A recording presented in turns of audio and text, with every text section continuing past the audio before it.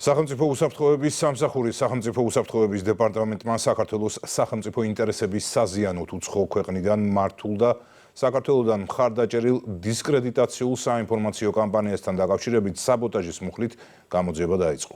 ინფორმაციას სუსი ავრცელებს. საქმე ეხება სხვადასხვა სოციალურ პლატფორმაზე უცხო ქვეყანაში რეგისტრირებული და მართული ყალბი ეგრეთ წოდებული ბოტ-ანგარიშებით საქართველოს ინტერესების წინააღმდეგ დისკრედიტაციული შინაარსის შემცველი ინფორმაციის მიზანმიმართულ გავრცელებაზე.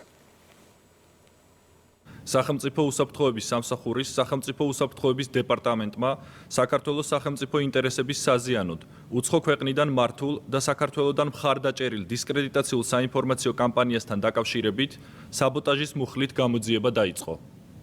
საქმე ეხება სხვადასხვა სოციალურ პლატფორმაზე უცხო ქვეყანაში რეგისტრირებული და მართული ყალბი ეგრეთ წოდებული ბოტ-ანგარიშებით საქართველოს ინტერესების წინააღმდეგ დისკრედიტაციული შინაარსის შემცველი ინფორმაციის მიზანმიმართულ გავრცელებას, რაც ემსახურება საქართველოს ეკონომიკური ინტერესების დაზიანებას.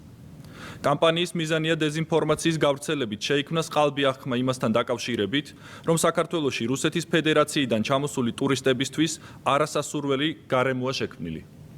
ამ ეტაპზე ცნობილია, რომ სოციალურ პლატფორმა X-ზე რეგისტრირებულ რამდენიმე ყალბ-ანგარიშზე სხვადასხვა საკითხზე ხდებოდა დეზინფორმაციის განთავსება, კერძოდ საუბარი იყო, რომ თითქოს საქართველოს მოქალაქეები რუსეთის ფედერაციიდან ჩამოსულ ტურისტებს ტყეში მარტო ტოვებდნენ, ან და მათ მიერ შეკვეთილ საკვებს ქართულ რესტორნებში მიზანმიმართულად განგებ აბინძურებდნენ და ასე შემდეგ.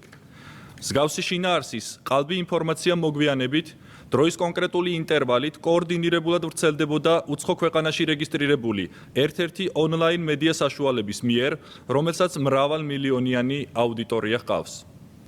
გამოძიება საქართველოს სისხლის სამართლის კოდექსის 318 მუხლით დაიწყო, რაც საქართველოს სახელმწიფოებრივი ინტერესებისთვის საფრთხის შექმნის მიზნით სახელმწიფო საწარმოს ან სხვა მნიშვნელოვანი ობიექტების ნორმალური ფუნქციონირების ხელშეშლას ან მათ დაზიანება განადგურებას გულისხმობს.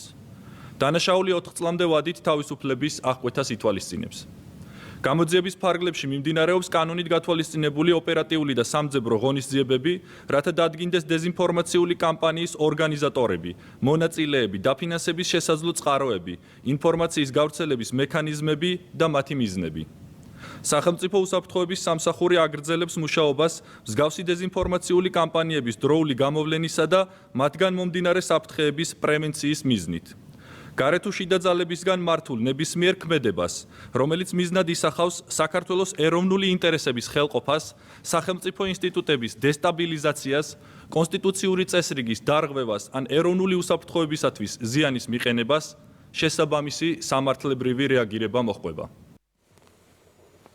და სუსმა მოგვაწოდა ყალბი ანგარიშების მიერ დაწერილი პოსტები, რასაც საერთაშორისო აჟიოტაჟი მოჰყვა, როგორც სახელმწიფო უსაფრთხოების სამსახურში თქვეს, კამპანიის მიზანს საქართველოს ინტერესების დაზიანების მცდელობა წარმოადგენდა.